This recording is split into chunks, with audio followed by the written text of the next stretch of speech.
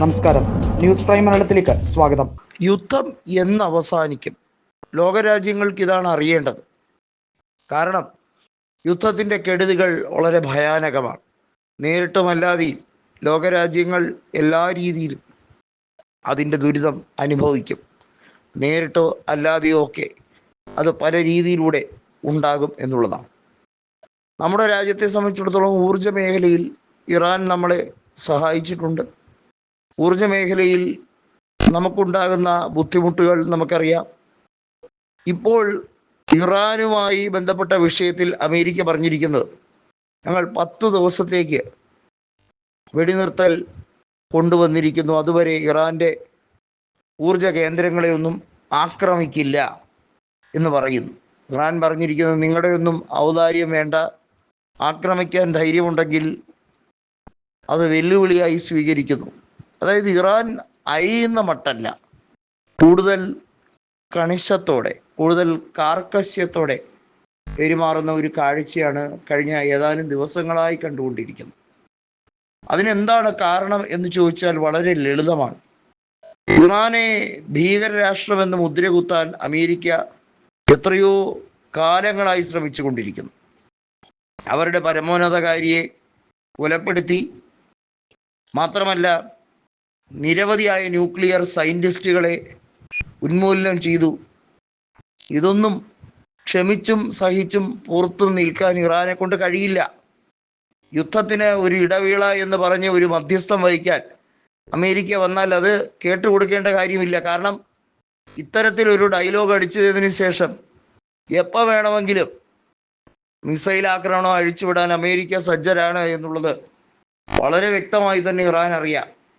അതുകൊണ്ട് തന്നെ ഇറാൻ ജാഗ്രതയോടെ തന്നെയാണ് യുദ്ധം നടത്തുന്നത്. ഒരു ഡിഫെൻസീവ് മെക്കാനിസം ഇറാൻ മോൾഡ് ചെയ്തെടുത്തിട്ടുമുണ്ട്. ഇറാനെ സംബന്ധിച്ചിടത്തോളം നാശനഷ്ടങ്ങൾ ഉണ്ടായിട്ടില്ല എന്നുള്ളതല്ല, അവർക്ക് ഉണ്ടായിട്ടുണ്ട് താരതമ്യേന.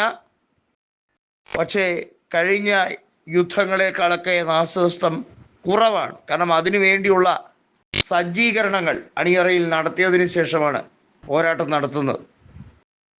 ആയത്തുള്ള അലി ഖമനിയുടെ മരണത്തിന് ശേഷം, കൊലപാതകത്തിന് ശേഷം കൃത്യമായി ഇറാൻ നടത്തുന്ന തിരിച്ചടി, മുജ്തബ ഖമീനിയും അതുപോലെ തന്നെ ഇറാൻ്റെ പ്രസിഡന്റ് കൃത്യമായി ലോകരാഷ്ട്രങ്ങൾക്ക് കൊടുത്ത മുന്നറിയിപ്പും നമ്മൾ മനസ്സിലാക്കേണ്ടത്, അത് ഒരു വലിയ ഒരു ഭീഷണിയുടെ സന്ദേശം എന്നതിനപ്പുറത്തേക്ക് ലോകരാജ്യങ്ങൾ കൃത്യമായി അമേരിക്കയെ ഇത്തരത്തിലുള്ള നെറികെട്ട കളികളിൽ നിന്നും പിന്തിരിപ്പിക്കുകയും ഇസ്രായേലിൻ്റെ തീരുമാനങ്ങളെ ബാക്കപ്പ് ചെയ്തുകൊണ്ട് ഇനിയും ആക്രമിക്കാൻ വന്നാൽ ഉണ്ടാകുന്ന നഷ്ടങ്ങളുമാണ് പറഞ്ഞത്.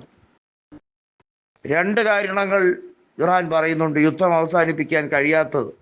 ഒന്ന്, ഇറാൻ്റെ ആഭ്യന്തര വിഷയം, ഊർജ ഉൽപാദനവുമായി ബന്ധപ്പെട്ട കാര്യവും ആണവ സമ്പുഷ്ടീകരണവുമായി ബന്ധപ്പെട്ട കാര്യത്തിലും അമേരിക്ക ഇനിമേൽ കൈകടത്തരുത് എന്നുള്ളതും. രണ്ടാമത്തത് എന്ന് പറയുന്നത്, ഇറാൻ്റെ ഡിഫെൻസീവ് സിസ്റ്റം. നിലവിൽ നോക്കൂ, ഏറ്റവും മികച്ച വ്യോമയാന പ്രതിരോധ സംവിധാനങ്ങൾ ഇറാനുണ്ട്. ഇസ്രായേലിൻ്റെ പ്രതിരോധ സംവിധാനങ്ങൾ തകർത്തുകൊണ്ടിരിക്കുകയാണ്. അതിലേക്ക് ആക്രമണം അഴിച്ചുവിടാൻ അമേരിക്ക ഇപ്പോഴും സജ്ജരായിരിക്കുകയാണ്. അവർ വെടിനിർത്തി, അവർ ഒരു രീതിയിലും ആക്രമിക്കില്ല എന്നൊക്കെ പറയുന്നത് പച്ചക്കള്ളമാണെന്ന് കൃത്യമായി തന്നെ ഇറാൻ പറയുന്നുണ്ട്.